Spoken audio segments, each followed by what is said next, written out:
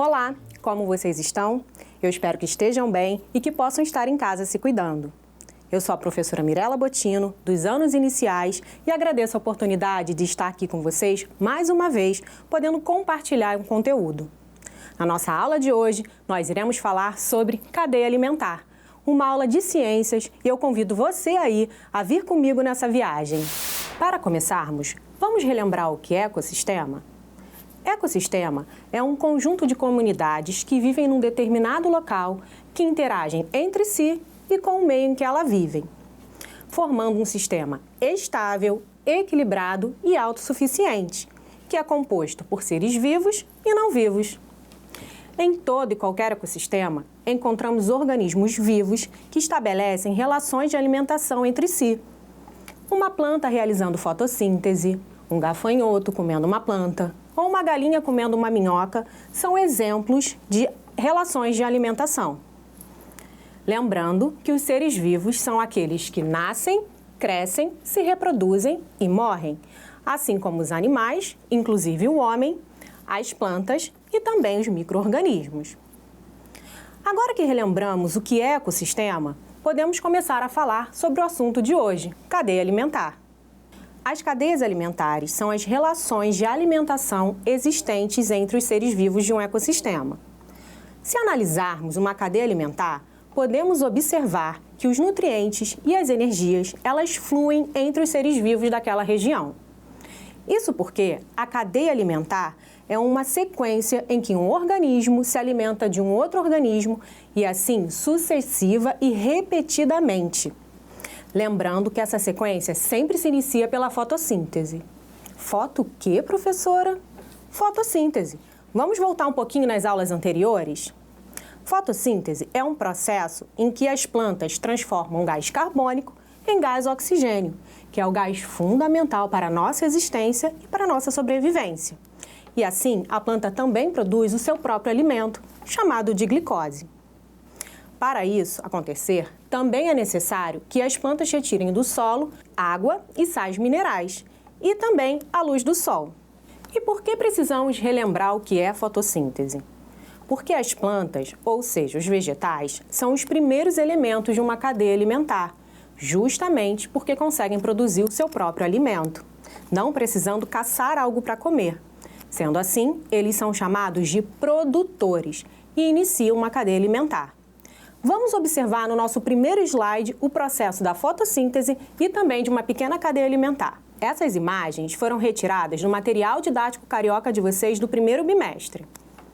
Temos aí uma pequena imagem de uma fotossíntese, onde as plantas retiram do solo água e sais minerais, como havíamos falado, a luz do sol entra através das folhas e também é capturado o gás carbônico da atmosfera, sendo liberado o gás oxigênio.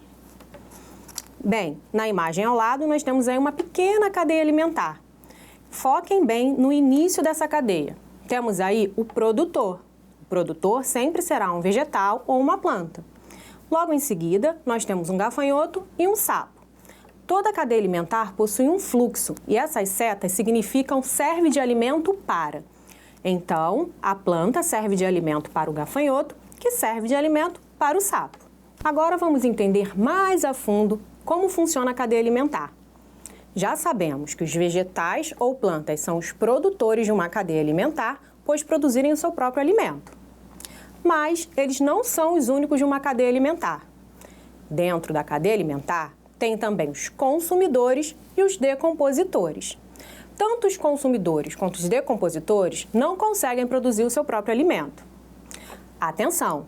Os consumidores têm algumas classificações.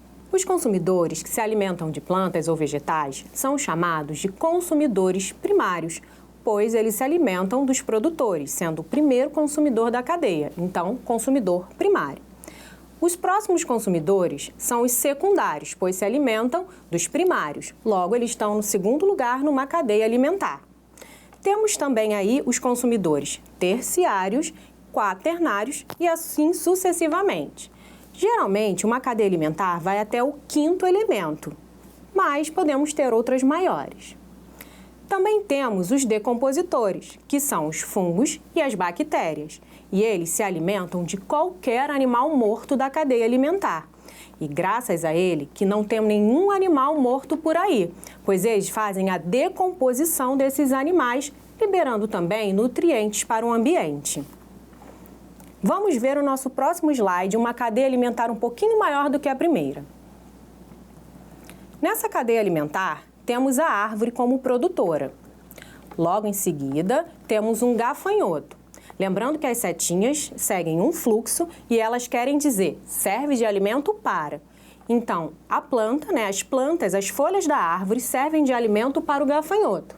Assim como o sapo serve de alimento para a cobra.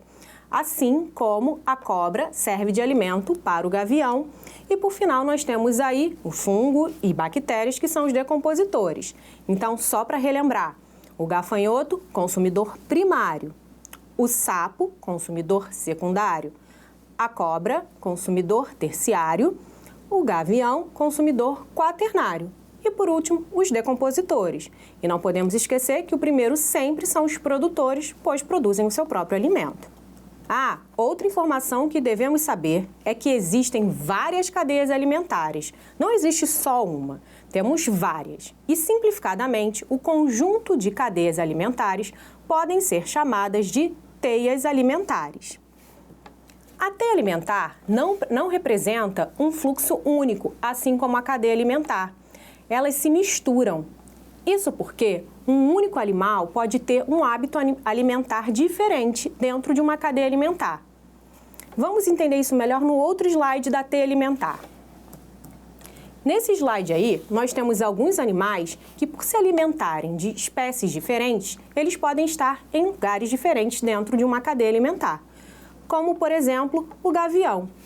O gavião aí, ele pode ser tanto o consumidor terciário, ao se alimentar do lobo-guará, como também ele pode ser o consumidor secundário, ao se alimentar do canguru.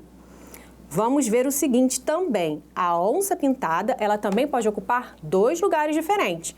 Ela, assim como o gavião, ela pode ocupar o lugar de consumidor secundário, como também de consumidor terciário, ao se alimentar do lobo-guará. E lembrando que a planta, tá aí, como o primeiro, o início de qualquer cadeia ou teia alimentar. Bem, vimos que tanto na cadeia alimentar quanto na teia alimentar, um organismo depende de outro para sobreviver. E quando isso ocorre, acontece também a transferência de energia e nutrientes entre eles. A transferência de energia acontece em um único sentido. Ela começa sempre lá na base, nos produtores, que ao produzirem o seu próprio alimento, absorvem energia luminosa para si e é transferida ao longo de toda a cadeia alimentar. Cada vez que essa energia é transferida de um ser para o outro, uma parte dessa energia fica armazenada com o animal e a outra é transferida para o próximo animal que irá consumi-lo. Bem, eu vou dar um exemplo para ficar mais fácil lá no próximo slide. Aí temos também uma imagem retirada do material didático carioca de vocês, lá na página 164 de Ciências. Temos uma imagem aí de uma planta, um gafanhoto, um sapo, uma cobra e um gavião. A seta sempre indica de baixo para cima, onde acontece a transferência de energia. A planta, ela produz seu próprio alimento e armazena energia luminosa com ela. Quando o gafanhoto se alimenta da planta, ele recebe da planta essa energia luminosa. Quando o sapo se alimenta do gafanhoto, ele também leva para ele a energia luminosa da planta, além da energia do gafanhoto. E assim também acontece com a cobra. Ao se alimentar do sapo, ela carrega as energias tanto do gafanhoto, quanto do sapo, quanto da planta. E assim também com o gavião, que carrega todas as energias com ele. Isso nós chamamos de transferência de energia dentro de uma cadeia alimentar. Uma outra coisa importantíssima e que já tinha esquecido de falar para vocês é sobre o desaparecimento de uma espécie ou a extinção dela. Isso porque já sabemos que um animal depende do outro para sobreviver. E quando uma espécie desaparece, pode provocar o fim de uma espécie ou até de várias dentro de uma cadeia alimentar. A caça predatória, ou seja, a caça ilegal dos animais, a poluição das águas, dos rios, dos mares e do solo, causam um grande desequilíbrio no nosso meio ambiente, afetando toda uma cadeia alimentar e todos os seres vivos inseridos nela. Pois se um animal for extinto, aquele que se alimentava dele terá que se adaptar a um novo tipo de alimento, ou então ele também morrerá e assim também entrará em extinção. Bem, pessoal, agora que já estudamos o que é a cadeia alimentar e já conseguimos entender um pouquinho como é esse processo, eu quero deixar um desafio para vocês. Esse desafio foi retirado também no nosso material didático carioca. Ele é bem simples de fazer. Eu fiz algumas adaptações para que vocês consigam fazer em casa de forma mais tranquila. Bom, vocês irão precisar de folhas, lápis de cor, canetinha e muita criatividade. Vocês irão fazer o desenho de alguns animais, como numa cadeia alimentar. Vocês vão pensar nessa cadeia e vão imaginar quem vai ser o último consumidor. Esse vocês vão fazer maior, vai ser o que vai ocupar o maior espaço na folha.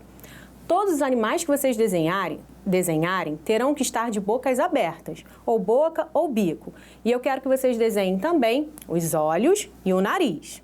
Eu vou mostrar um slide para vocês para ficar mais fácil de entender o que eu quero dizer. Então vamos lá. Bem, nesse slide aí nós temos duas imagens. A primeira, como eu falei para vocês, é um conjunto de animais, como se fosse numa cadeia alimentar.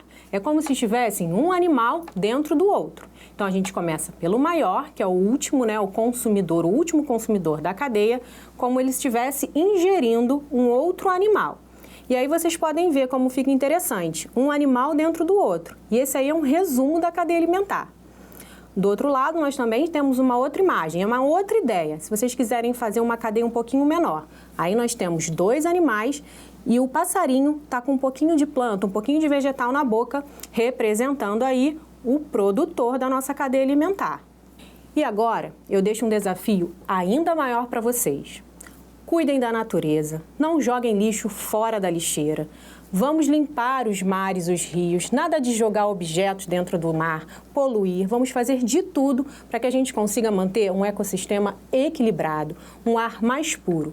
Isso vai ser bom para todos os animais e também para a gente. Se cuidem, fiquem bem e até a nossa próxima aula.